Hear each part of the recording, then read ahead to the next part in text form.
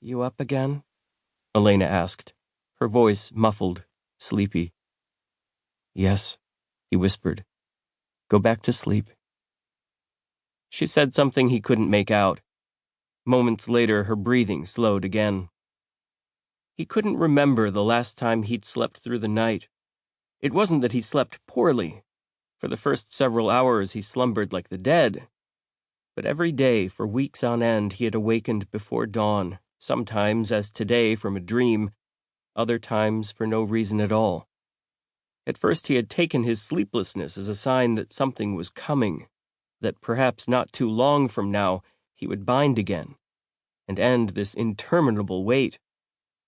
But as each unsettled night and weary day passed without a new familiar appearing, he came to accept that there was nothing more to the pattern than the obvious. He was just waking up too early. The first several times it happened, he used the time to practice the mind-clearing exercises he first learned so many years ago as mage attend to his Uncle Baden. If he wasn't going to sleep, he reasoned, he might as well prepare himself for his next binding. But rather than quieting his emotions and taming the confused thoughts that swarmed his mind in the murky pre-dawn light, the exercises heightened his feelings of loss. His hawk, Ishala, was gone. She had been since late summer. Jaryd had hoped the agony of losing his first familiar would abate with time, but he was forced to admit that it hadn't. He had so much in his life, a cherished wife and daughter, a brother and mother to the north whom he loved, and friends throughout the land for whom he would have given his life. He had served the communities on the western shores of Tobyn-Ser for nearly a dozen years, and in return he enjoyed the respect and affection of many of those who lived there. Still, Ishala's absence left a void within him that he could scarcely fathom. Even his father's death hadn't affected him so. Time and again he had watched people he loved, Baden, Tron, Radamil, cope with the loss of their familiars. Orris had lost 2 familiars in the time Jaryd had known him, both of them as a result of violence. The first, a large, impressive hawk, had been killed at Theron's Grove by the great owl carried by the traitor Sartall. The second, a dark falcon, died just over 3 years ago during one of Orris's many battles with members of the League, who had decided the burly mage deserved to die for what they viewed as his betrayal of the land.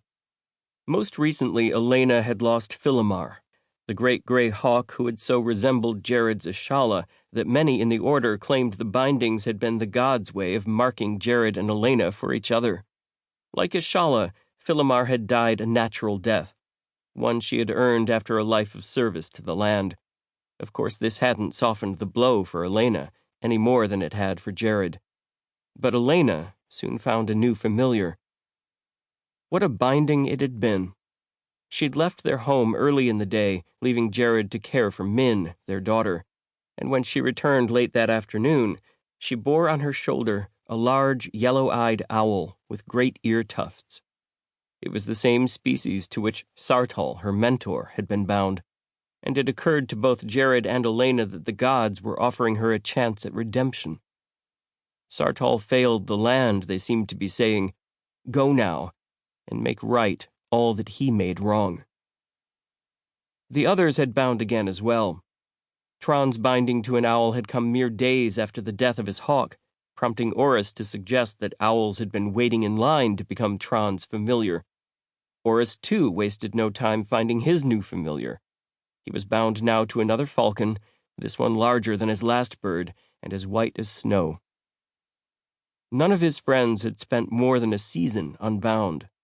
Yet here was Jaryd, still without a familiar after nearly half a year.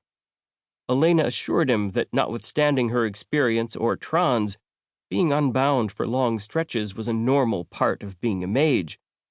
Baden, who communicated with him on occasion using the Seral Var, reminded him during one merging that Owl Sage Jessamine, Min's namesake, who had been leader of the Order when Jaryd received his cloak, had spent more than a year unbound. Such reassurances helped only a little. He didn't begrudge the others their bindings. He was deeply proud of Elena, who had become the youngest Owlmaster within memory.